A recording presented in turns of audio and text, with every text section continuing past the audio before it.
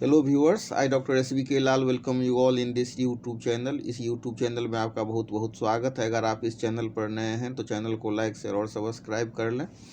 आज हम आपके लिए लेकर के आए हैं बहुत ही खूबसूरत कहानी, लव फॉर ट्रीज। इसका मतलब हो गया कि पेड़ के प्रति प्रेम।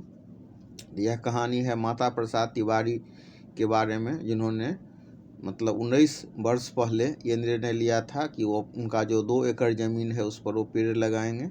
उस समय में लोग उनको पागल समझता था, लेकिन आज वो 30,000 पेड़ के मालिक हैं और मृत्यु को प्राप्त होने से पहले, इस शरीर को छोड़ने से पहले वो 1 लाख पेड़ लगाने का जज्बा रखते हैं।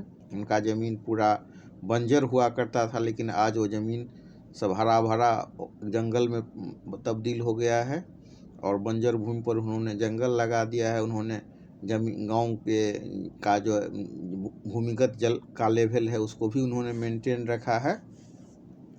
तो हम देख सकते हैं माता प्रसाद जी के बारे में हमारे माननीय प्रधानमंत्री श्री नरेंद्र मोदी भी कहते हैं कि पेड़ अपने ज़मीन को 3 भाग में बांटिए। एक भाग में इमारती लकड़ी लगाइए, एक भाग में जो चारा लगाइए और एक भाग में जो है खेती कीजिए। तो खेती से क्या होगा, इमारती लकड़ी से अच्छी आर्थिक आमदनी भी हो सकती है और जो हमारा जो कुछ अर्थोपार्जन भी होगा और वन पर्यावरण में भी हम कुछ कंट्रीब्यूशन कर सकते हैं, अपना योगदान दे सकते हैं। तो आइए शुरू करते हैं, जानते हैं माता प्रसाद तिवारी जी के बारे में और उनके द्वारा जो किया गया प्रयास है वन पर्यावरण संरक्षण की दिशा में, उनके बारे में जानते हैं। Mata Prasad Tiwari loves trees like his own children. अपने बच्चों के तरह वो पेड़ से प्यार करते हैं। 19 ईयर्स एगो, 19 वर्ष पहले ही decided to grow trees around his 2 एकड़ प्लॉट ऑफ लैंड। उनके पास जो 2 एकड़ ज़मीन है उस पर उन्होंने 19 वर्ष पहले पेड़ लगाने का फैसला किया। At that time everybody thought he had become made. उस समय प्रत्येक लोग कहा करते थे, सोचा करते थे कि ये वह पागल हो गया है। But he didn't give up, लेकिन उन्होंने प्रयास नहीं छोड़ा। Today he has 13,000 trees to his name. आज उनके नाम पर 30,000 पेड़ है।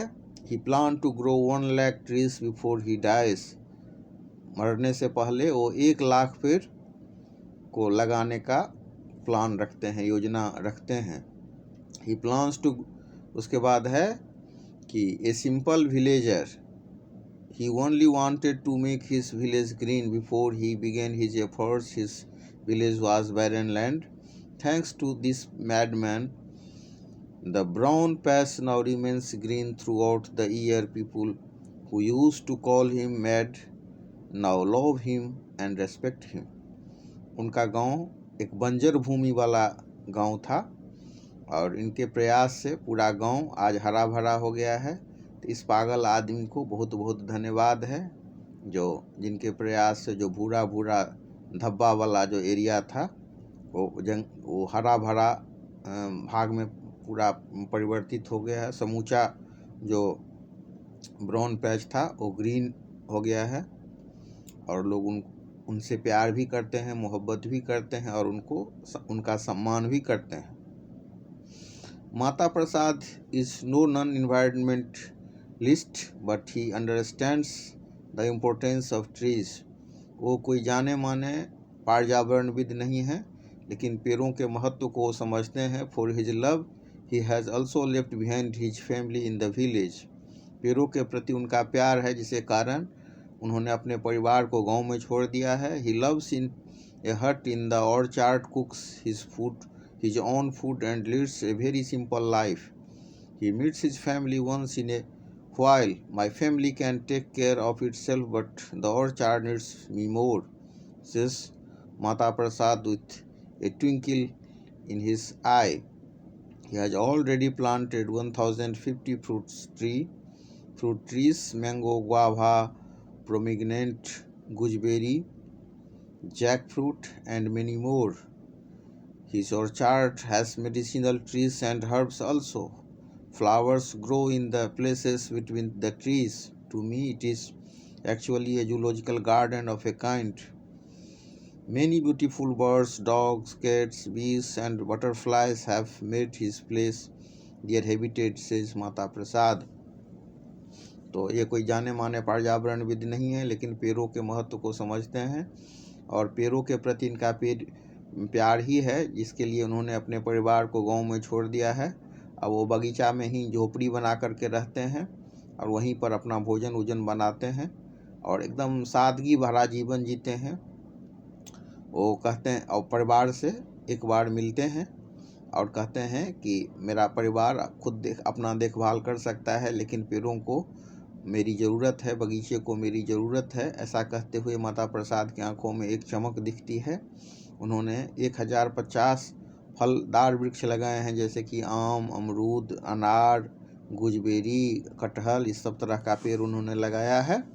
और उनके जो ऑर्चार्ड हैं उसमें मेडिसिन वैल्यूड प्लांट भी हैं, कुछ जड़ी बूटी भी है और उनको वो देखभाल करते हैं। वहाँ बहुत सारे जो जीव सब हैं उनका भी बसेरा है, जैसे कि बिल्ली, कुत्ते, मधुमक्खी और तितलियाँ, ये भी वहाँ पर आती रहती हैं। बहुत सारे पंछी भी आते रहते हैं।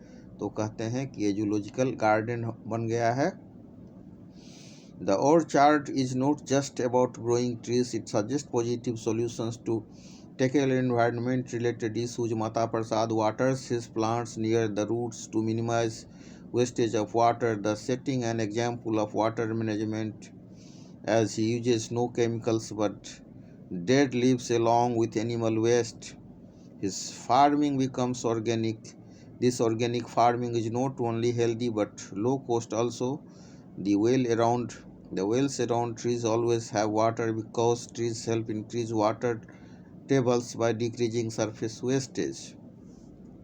अब माता प्रसाद कहते हैं कि वो सिर्फ पेड़ ही नहीं लगाते हैं, पेड़ लगाने के साथ साथ जो इन्वायरमेंट से जो रिलेटेड इशू है वो भी, उसका भी समाधान हो जाता है। वो पेड़ों के जड़ में पानी देते हैं, पानी के बर्बादी को रोकते हैं और जो कुआं वहाँ बनाए हैं उस कुआं में हमेशा जो भूमिगत जल है उसका लेवल मेंटेन रहता है।